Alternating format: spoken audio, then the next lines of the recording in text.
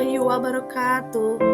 Saya Sri Nira Nurmalasari, CGP Angkatan 11. Hari ini saya akan memaparkan koneksi antar materi modul 3.1, yaitu tentang pengambilan keputusan berdasarkan nilai-nilai kebajikan sebagai pemimpin. Sebelumnya, saya akan memperkenalkan Bapak Fasilitator, yaitu Bapak Himawan, dan Ibu Mega Fitrianti sebagai pengajar praktik saya, dan saya sendiri, Sri Nira Nurmalasari, CGP Angkatan 11.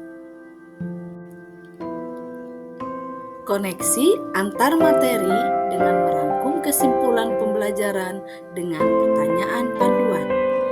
Pertama, bagaimana filosofi Ki Hajar Dewantara dengan Pratap Triloka memiliki kaitan dengan penerapan pengambilan keputusan sebagai seorang pemimpin?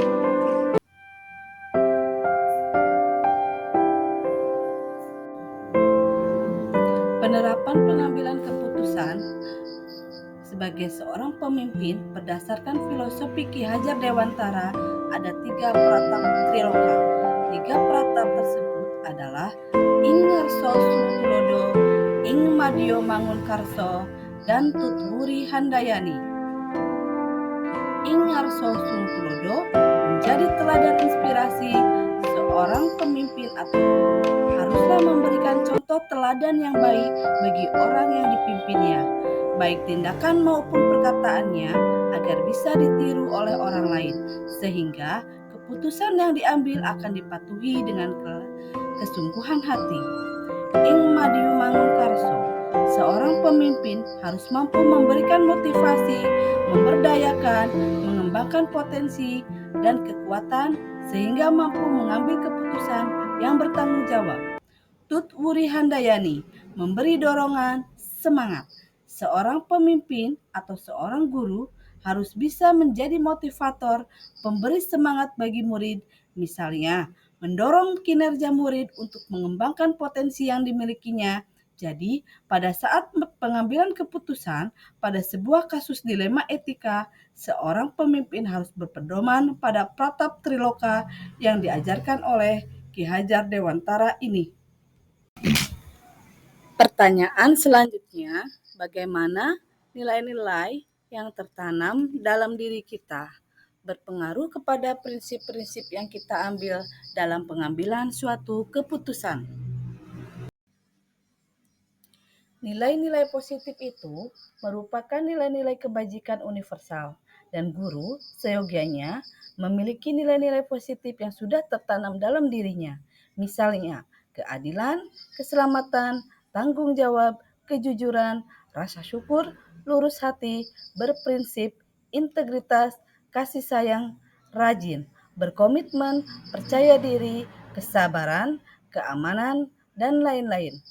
Nilai-nilai tersebut sangat berpengaruh dalam pengambilan keputusan, seperti nilai keadilan, bersikap adil dalam memutuskan sesuatu, bertanggung jawab, mampu mempertanggungjawabkan keputusan yang sudah diambil, kasih sayang, munculnya rasa kasihan saat mengambil keputusan, dan lebih berpihak kepada murid setiap keputusan yang diambil, serta sabar dalam menghadapi setiap masalah yang terjadi, sehingga melahirkan keputusan yang tepat.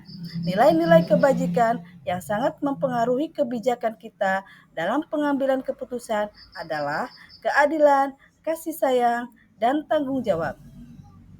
Adil bukan berarti harus sama, melainkan adil berarti menempatkan sesuatu sesuai dengan porsinya.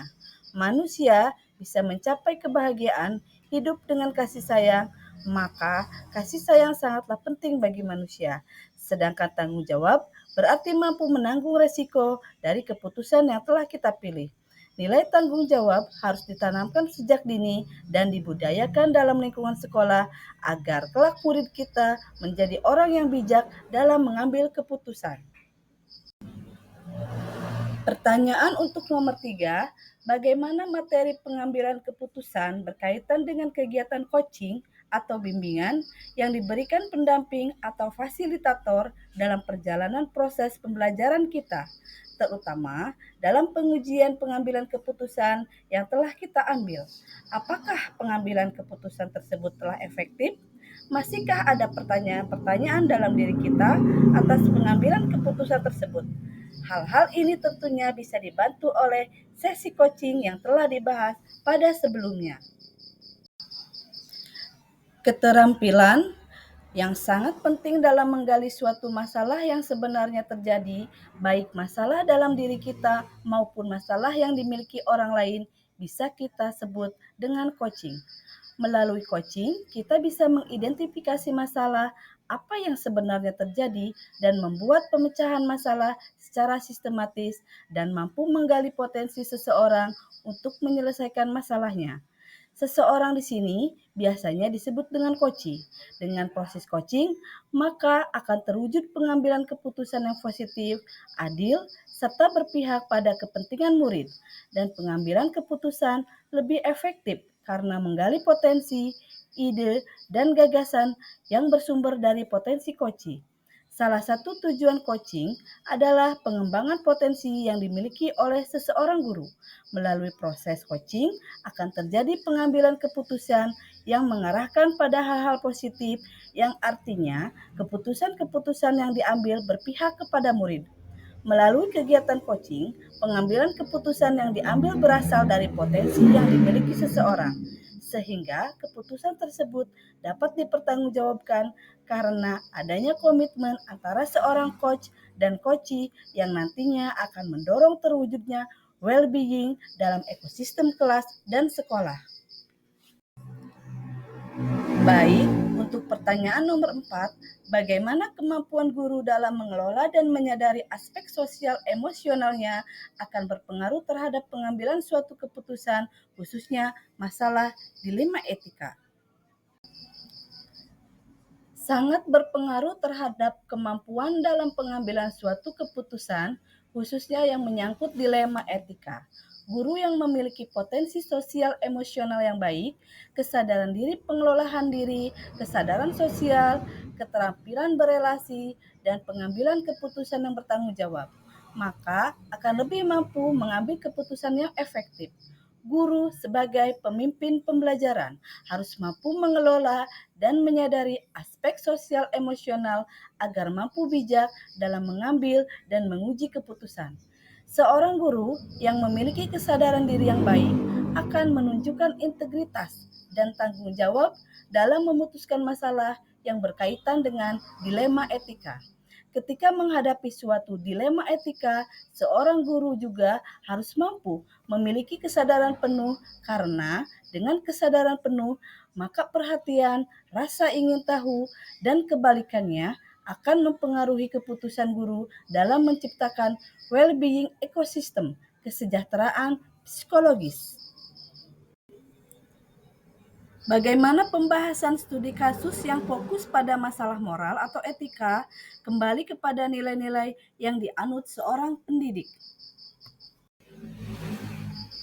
Seorang pendidik harus tetap mengutamakan nilai-nilai kebajikan universal, kebenaran, keadilan, persatuan, toleransi, cinta kasih, penghargaan, serta tanggung jawab.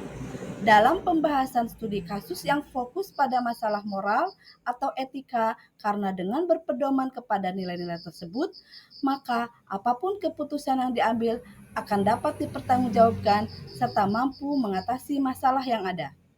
Nilai-nilai kebajikan universal yang dianut oleh pendidik akan sangat mempengaruhi pendidik tersebut dalam mengambil sebuah keputusan, baik yang berupa dilema etika maupun bujukan moral. Nilai-nilai yang dimaksud seperti keadilan, kasih sayang, kemanusiaan, tanggung jawab, kejujuran, dan lain-lain. Karena nilai ini akan menjadi dasar seseorang pendidik dalam mempertimbangkan peraturan nilai yang muncul dalam kasus dilema etika dan bujukan moral. Mana nilai yang harus dipertegas, dikuatkan, atau mungkin dikalahkan agar keputusan yang dihasilkan bisa berpihak pada murid dan dapat dipertanggungjawabkan. Bagaimana pengambilan keputusan yang tepat? Tentunya berdampak pada terciptanya lingkungan yang positif, kondusif, aman, dan nyaman.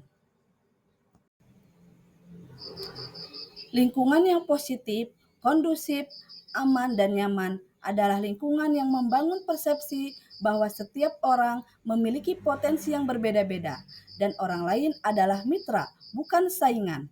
Lingkungan tersebut dapat dibangun dengan menciptakan budaya positif di sekolah.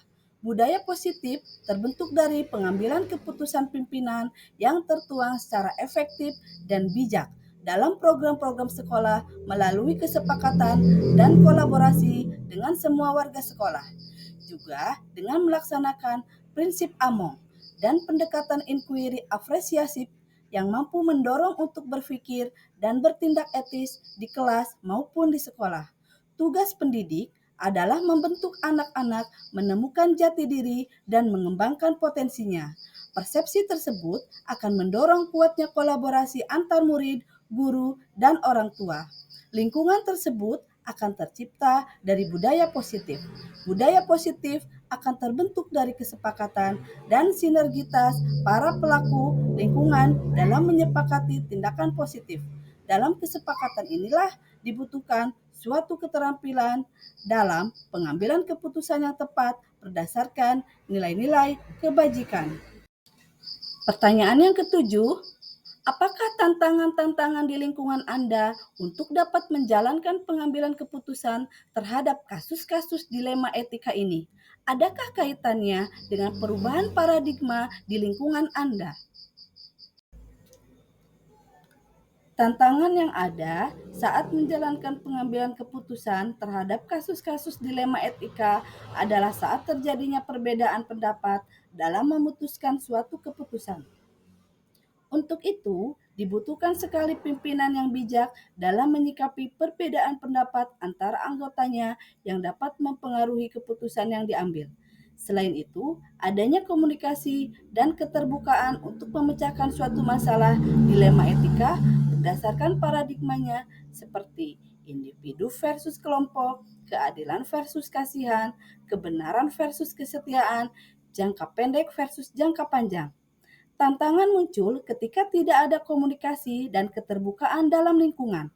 Pada kasus pengambilan keputusan dan dari suatu masalah dilema etika, dibutuhkan suatu kejelian dalam analisisnya. Akankah mengutamakan prinsip and-based thinking, role-based thinking, card-based thinking dalam penyelesaiannya? Oleh karena itu, perlu adanya komunikasi dan keterbukaan untuk memastikan untuk memecahkan suatu masalah dilema etika berdasarkan paradigmanya, ya seperti individu versus kelompok, keadilan versus kasihan, kebenaran versus kesetiaan, atau jangka pendek versus jangka panjang. Apakah pengaruh pengambilan keputusan yang kita ambil ini dengan pengajaran yang memerdekakan murid-murid kita? Bagaimana kita memutuskan pembelajaran yang tepat untuk potensi murid kita yang berbeda-beda? Dengan potensi murid kita yang berbeda-beda, maka pengambilan keputusan sangat berpengaruh sekali dengan pengajaran memerdekakan murid kita. Untuk itu, perlu memutuskan pembelajaran yang tepat, yaitu dengan mempertimbangkan kesiapan belajar, minat, dan profil belajar murid. Guru dapat memutuskan strategi, model, dan teknik pembelajaran yang sesuai, yang selalu merancang pembelajaran sesuai dengan kebutuhan murid seperti pembelajaran berdiferensiasi. Dengan memutuskan pembelajaran yang tepat untuk potensi murid kita yang berbeda-beda, kita harus mengetahui kesiapan, minat, dan profil belajar murid lebih dulu, maka akan mampu menyusun pembelajaran berdiferensiasi yang berpihak pada murid, baik dari sisi konten, proses, maupun produknya. Dengan mewujudkan pembelajaran yang demikian, maka murid akan semakin merdeka dalam belajarnya. Bagaimana seorang pemimpin pembelajaran dalam mengambil keputusan dapat mempengaruhi kehidupan atau masa depan murid-muridnya? Seorang pemimpin pembelajaran harus mengambil keputusan yang tepat dan bijaksana serta hati-hati, di mana keputusan tersebut harus memperhatikan nilai-nilai kebajikan universal, bertanggung jawab, dan berpihak pada murid.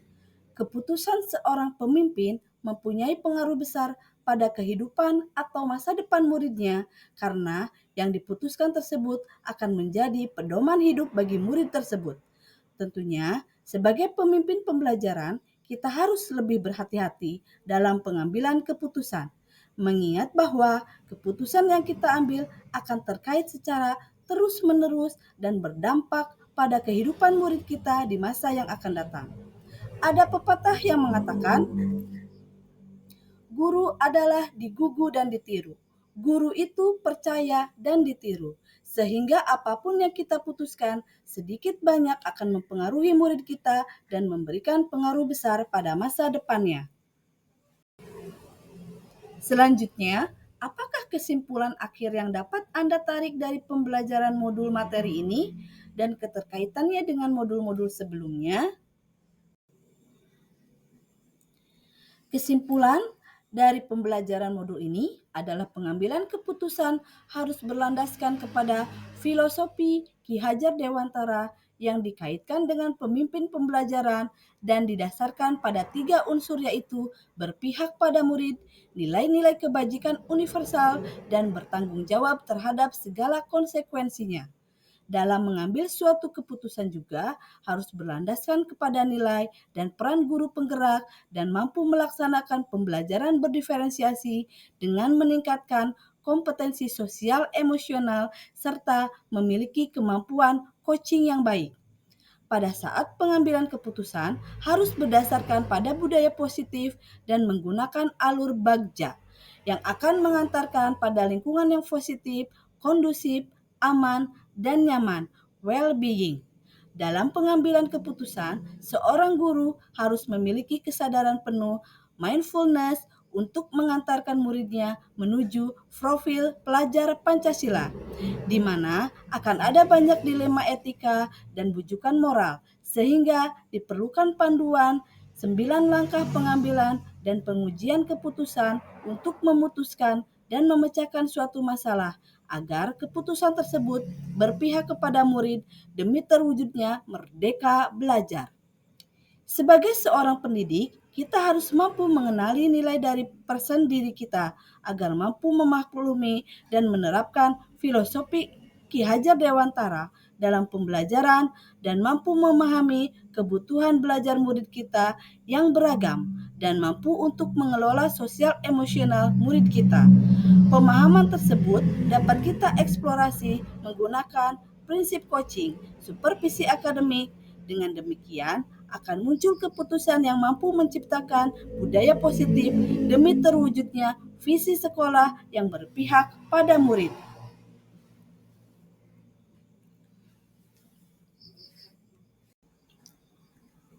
Sejauh mana pemahaman Anda tentang konsep-konsep yang telah Anda pelajari di modul ini, yaitu dilema etika dan bujukan moral, 4 paradigma pengambilan keputusan, 3 prinsip pengambilan keputusan, dan 9 langkah pengambilan dan pengujian keputusan. Adakah hal-hal yang menurut Anda di luar dugaan? Dalam pengambilan suatu keputusan harus memperhatikan 4 paradigma, 3 prinsip, dan melalui 9 langkah pengambilan dan pengujian keputusan. Dilema etika terjadi jika sebuah kasus terdapat pertentangan antara benar lawan benar, sedangkan bujukan moral jika kasus terjadi pertentangan antara yang benar lawan yang salah. Hal-hal di luar dugaan terjadi apabila sebuah kasus bujukan moral ada terdapat pelanggaran hukum dan kode etik, maka pengujian tidak perlu lagi dilanjutkan lagi. Silahkan diambil jalan lain dan diselesaikan sesuai jalur yang benar.